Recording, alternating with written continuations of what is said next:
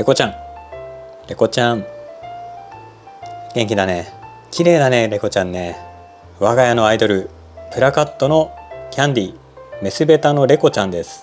この模様に一目惚れしてお迎えしたんですけど、なんと480円、めちゃめちゃ安かったですね。やっぱりベタはね、綺麗ですね。さあ、この我が家のアイドル、ちまみレコちゃんなんですけど、なんとうんちしない。アイドルだからうんちしないのか？そんなわけはないね。便秘なのかな。一応お迎えして餌は少なめに与えていました。 2,3 日に1回ぐらいでちょっと少なめに与えてたんですけど、なんだろう、気づかなかっただけかな。糞が見当たらないんですよね。見ての通りベアタンクで飼育してるので、糞があったらすぐ分かりそうなんですけど、糞らしきものが見当たらない。ヤマサキカズラの根のところにうんちっぽいのも見えるんですけど、これは多分ね、汚れなんですよね。レコちゃんうんちしない魚なのかな？なわけはないね。というわけでベタちゃんの便秘治療をしていきたいと思います。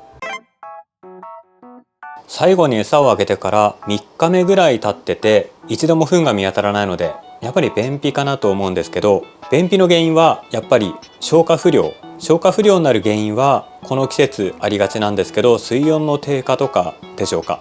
我が家ではストーブで部屋全体温度管理してるんですけど、この水槽の温度は24度ですね。そんなに低くはないとは思うんですけど、ベタちゃんにとってはちょっと低いのかな。ベタの便秘の解消方法はいくつかあって、今言った水温が原因だとすると水温を高くする、それと 0.5% くらいの塩浴、あとはフレアリングとかをさせてよく運動させる。民間療法では純ココアを餌に練り込んで与えるっていうのもあるみたいなんですけど、ココアは水をめちゃめちゃ汚すらしいので、やるとしたら最終手段でしょうかね。あと水替えを頻繁に行うと便秘が解消したというお話も聞きました。今回レコちゃんの便秘の治療には、まずヒーターを設置して温度をもうちょっとだけ高く保つのと 0.5% の塩浴を試したいと思います。今ヤマサキカズラを入れてるので、これは抜かないとダメですね。水草とかは塩に弱いと思うので、ちょうど今葉っぱの下で安心しきってますけど、ヤマサキカズラは一時的に抜いちゃいます。じゃあヒーターと塩浴の準備をしましょう。まずヤマサキカズラを取り除いて、どこに入れようかな。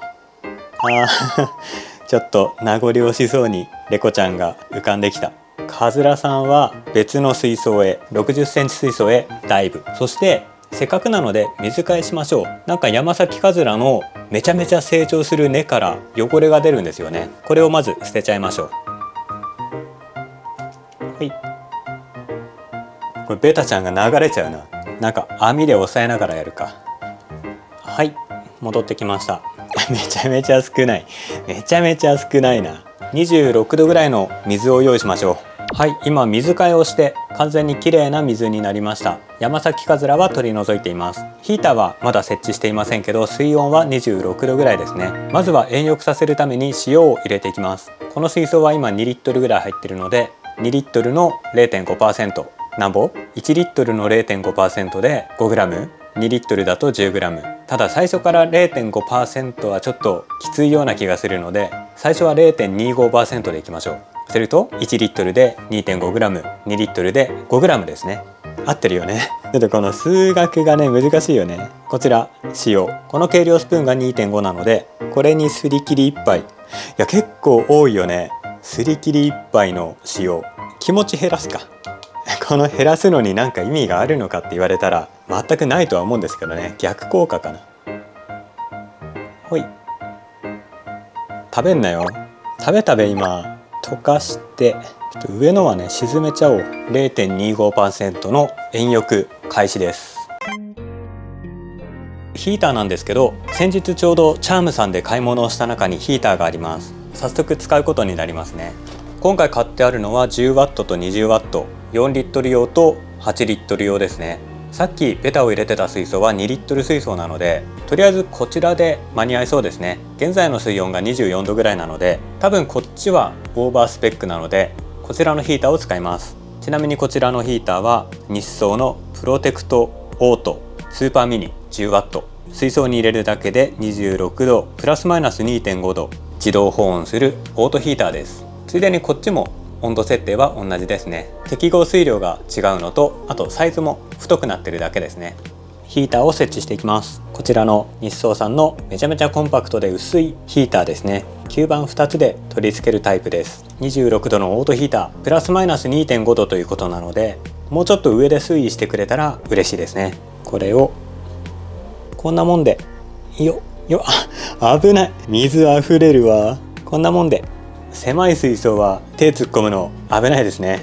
スイッチを入れました。とっても薄型で目立たないちっちゃいヒーターですね。多分この角度から見れば正面からはほとんど見えないんじゃないでしょうか。ガラスの側面に設置するとだいぶ目立ちませんね。今ここにあるんですけど、厚さが 16mm なので正面からだとほとんど見えません。ただ作動中のランプがめちゃめちゃ明るいらしいので、それはまた商品レビュー動画で詳しくお伝えしていきたいと思います。さあ、これで 0.25% の塩浴と水温をキープするためのヒーター設置が完了しました。これで便秘が治ってくれると一安心なんですけど、しばらくこれで様子を見ていきたいと思います。多分お腹の中には3食分ぐらい胃袋に詰まってると思うので、それが早くプリッと出てくれたらいいんですけどね。というわけで今回の動画は以上です。もしよければチャンネル登録、グッドボタンよろしくお願いします。それではまた次の動画でお会いしましょう。ご視聴ありがとうございました。バイバイ。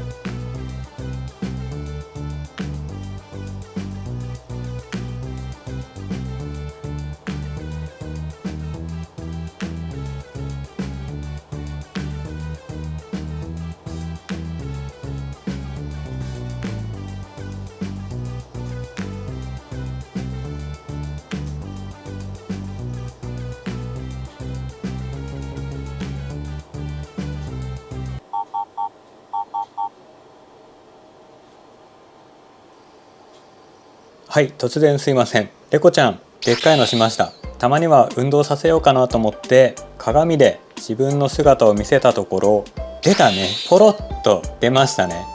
レコちゃん、アイドルはうんこしないんじゃなかったのか。めちゃめちゃでかいのしたじゃん。そしてレコちゃんなんですけど、もう一つ皆さんにご報告がありまして、ちょっと鏡を見せるとめちゃめちゃエラ蓋を開くんですけど、レコちゃん男の子かい？レコちゃんめっちゃテンション高いけど、うんチーズハイかな？めっちゃフリフリしてテンション高いな。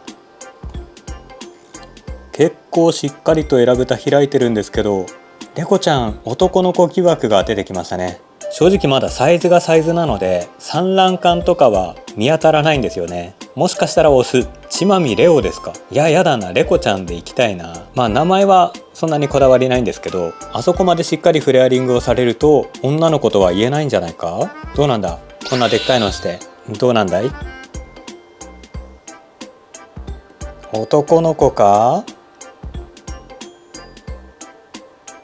はい、というわけで便秘については無事に解決。せっかく塩浴始めたのにね、ヒーターも設置して便秘については無事解決。性別については男の子疑惑が急浮上。今後しっかりと見極めていきたいと思います。今回の動画は便秘を治療を開始しますっていう動画だったんですけど、無事に治療完了です何なんだよこの動画は。